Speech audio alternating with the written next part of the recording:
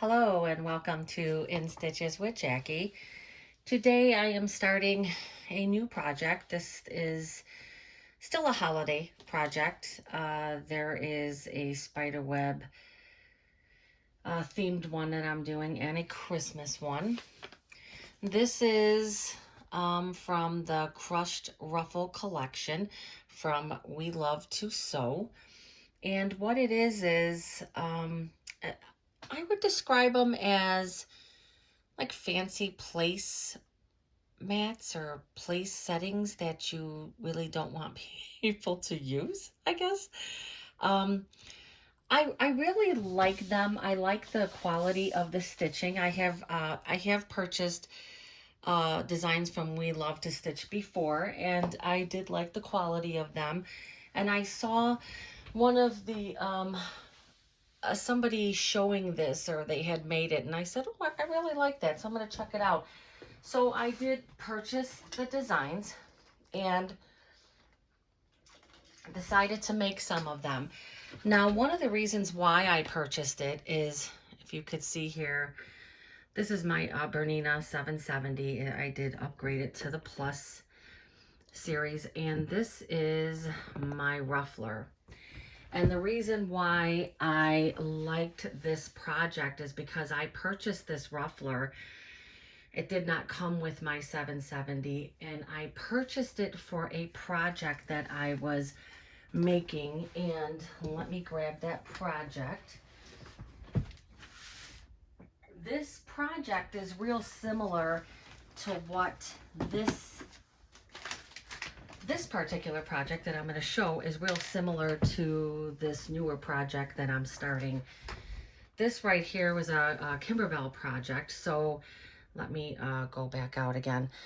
This was a Kimberbell project, and it has the, stitching. This was done in the hoop and then cut away. And then I used a ruffler to ruffle this fabric, and then it was stitched on. So basically the same concept, only this was a pillow. So I did put a zipper on the back of this. Really, really pretty, and I really enjoyed making this. I felt like it was really creative. This was some of my cave fabric that I didn't know what to do with. So again, a really nice project. The difference with this is what the stabilizers are. So I'm still hooping my hoop with the mesh cutaway stabilizer. I purchased mine on, let me show what type that is. I purchased mine on Amazon a lot just because I get it cheaper. But I will say that although I like this, I use this for pretty much all of my projects, unless it is something I have to float. If it's something I have to float, I'm going to use a sticky back wash away or a sticky back, cut away or, rip away. And then there are times where I will use a tear away. It's very rare, and I think it's funny because back in the day, we did most of our embroideries with tearaway stabilizer. So this is the mesh cutaway stabilizer. Again, I use this for most of my projects unless it's something that needs to be a specialty stabilizer for whatever project it's going to be. So I did stitch out two different designs so far. So this was an applique. This was all done in a hoop.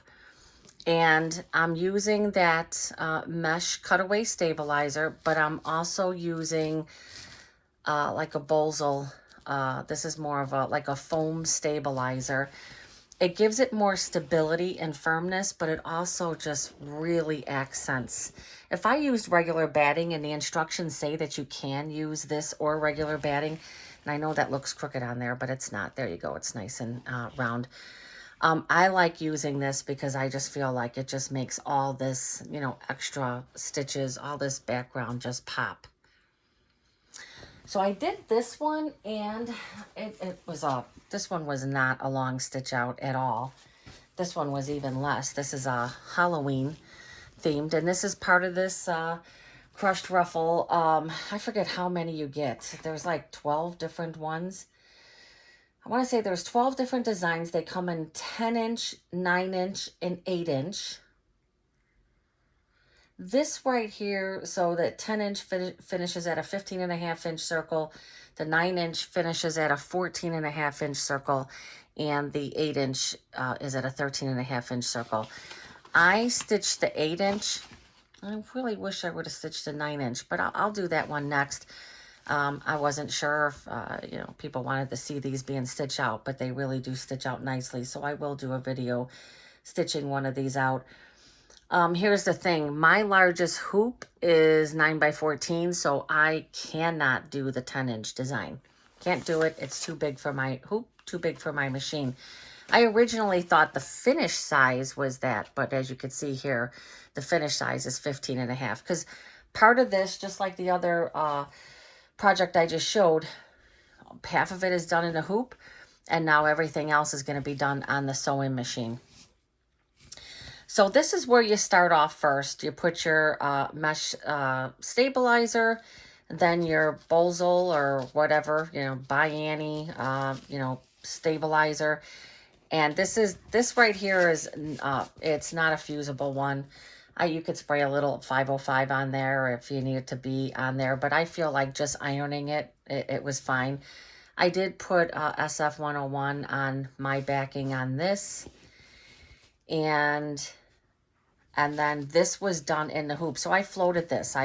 Obviously I hooped this, and then I floated this because you know, I'm unable to hoop this. And so I got that stitched out. So now what I need to work on is I need to work on the ruffled part. Now I did start ruffling this one, and I'll show you that. And then I also, I don't have it here. I didn't bring it back in. Oh, I did. Okay, I wanted to show the two different ones that I had started. So this is the one I'm going to do for the candy cane one, and I started ruffling it already, and I'm going to show how this ruffler works. And then I ran out of bobbin thread. So I'm going to show how the ruffler works, and I'm just going to go here again for the Bernina. It is a number 86 attachment. That's the name. The number of the foot is a number 86, and it is the ruffler foot. And it's, you know, obviously does not come with the machine. It's somewhat pricey. It was like $125. So there's all these different settings here. There's a 1, 6, 12, and 13. I'm doing it at a 6, which means for every 6 stitches there's gonna be a push, there's gonna be a pleat. The first one, I'm not quite sure what you would use that for, because that's gonna be a pleat every single stitch. And then the other two, 12 and 13, that's gonna end up looking more like a gathering. You know, it's not going to really be a ruffle.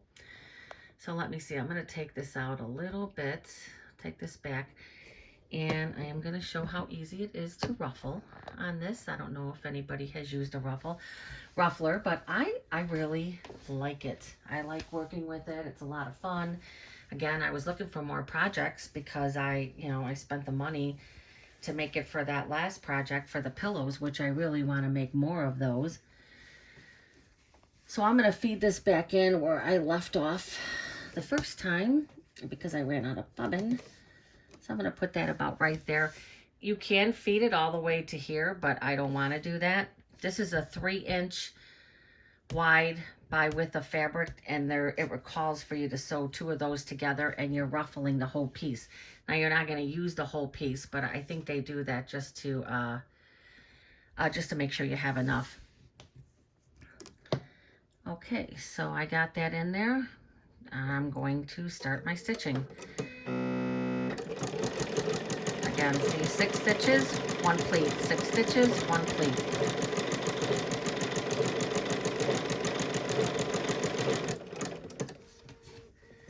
Let me straighten this out here.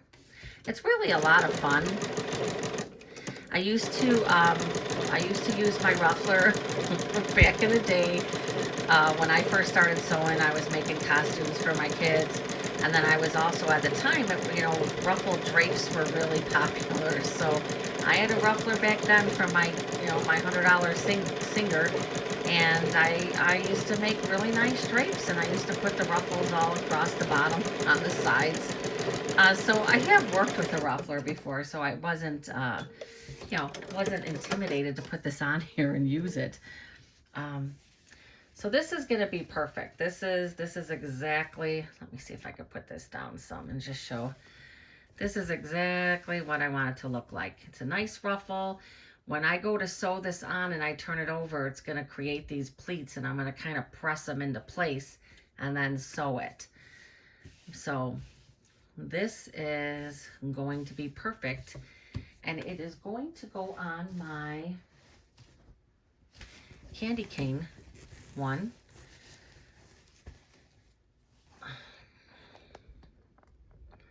It's going to go on this one, and I'm going to show you how this is going to be put on here. So just like the other project I showed you, it's going, I'm going to line this up. So I'm going to take the end. I don't think you have to, but I'm going to flip that first one over. I'm going to put it on here, and I'm just going to kind of put it into place. Now, I guess I could use a few little drops of glue. I don't feel like that's going to be needed. And then I'm going to take it, I'm going to sew this, and I will do a video showing that, but I'm going to do that in a second video. So I'm going to go all the way around. I'm just going to feed this all the way around. And again, I'm going to have more than I need. But I think that the piece that I cut, I was originally thinking I was going to be able to do the 10-inch size, and obviously I wasn't able to do this, so I'm definitely going to have more than I need. So I'm going to take this all the way around and just kind of get it in place. I'm going to take and I'm going to stitch. There is a line here, and I'm going to line it up with that, and then that I'm going to do, you know, like my 1/4 inch all the way around. Get that stitched in place. Once it's stitched in place, it is going to be flipped over like this. And then I'm going to iron it nicely so that the pleats all land in place. And then I'm going to stitch around here, and this is going to, at that time, this other, I'm going to be putting a backing on this also. Forgot to tell you that. I'm going to use the same fabric. And before I stitch this on, I'm going to put the backing on. Now, there is going to be, once I get this in place and I stitch it around here, I'm also going to do a serpentine stitch just to kind of hold everything in place. And then this is going to be cut, and then I'm going to use a bias binding because it's a circle to go around. And I will show how I make my bias bindings. Everybody, you know, does them their own way. I wanted to also show that I use a lot of SF 101, so I thought, oh, wouldn't be a great idea to put it on my ruffle. So I ruffled this for my Halloween one, and I just feel like putting the SF 101 was a little too much for this project. I think I'm going to be fighting more with it. I still may try to put it on. I just feel like it caused these not to really ruffle up a bit, and I feel like I'm just going to have a harder time getting that to work. So what I'm going to do is I cut a new one. Again, this is 3 inches by width of fabric, which is too long for this one because, again, originally I thought I was going to make the larger one until it dawned on me that I wasn't going to be able to do the longer one. So I'm just going to do a little bit more ruffling, and I'm going to end this video. Oh, and this was another thing about this. So all these little witches are you know, they're all in the same direction. So originally when I sewed these 2 pieces of fabric together on the diagonal, my witches are good now, but the other witches were upside down. So if you're using directional fabric, although on a project like this, I really don't think it matters, but if you're somebody who's going to look at it and be like, no, that's not going to work, make sure that when you're sewing your pieces of fabric together, that if it's directional fabric, like with these little witches, that it's all going in the same direction. And I'm going to get this one. Oh, why is it saying that? You know, I'm going to tell you that I have a baby lock and a Bernina. This is obviously my Bernina, and it came unthreaded, and I'm not quite sure why, but it does this a lot. And I'm probably not even going to, yeah, it's going to be too hard for me to thread it now with this ruffler on here. But you get the idea, and I showed it when it first came on. But I'm going to have to take this ruffler off, get this threaded, put the ruffler back on, and finish ruffling the one that I did not put the SF101 on. So again, I will be doing video number 2 for this, and on 2, I will be showing, I'm going to get one completed to show what it looks like, and I will show how I finished it. So I'll stitch out, I'll put the ruffler on there, show how it's pressed, show the serpentine stitch or whatever stitch it is I'm going to decide to put around there to hold that down, and then making the bias binding and sewing the bias binding on. So again, if you think this is a project that you would like, it is a really cute project for the holidays for sure. Again, I think they're more decorative than anything. I wouldn't use them. And I've seen a lot of them stitched out, and I haven't seen any in person except for the ones that I've done, and I've really, really do like the stitch quality. And I think it's a project that you can make really fast. This would be cute to make. There's one that says home for the holidays.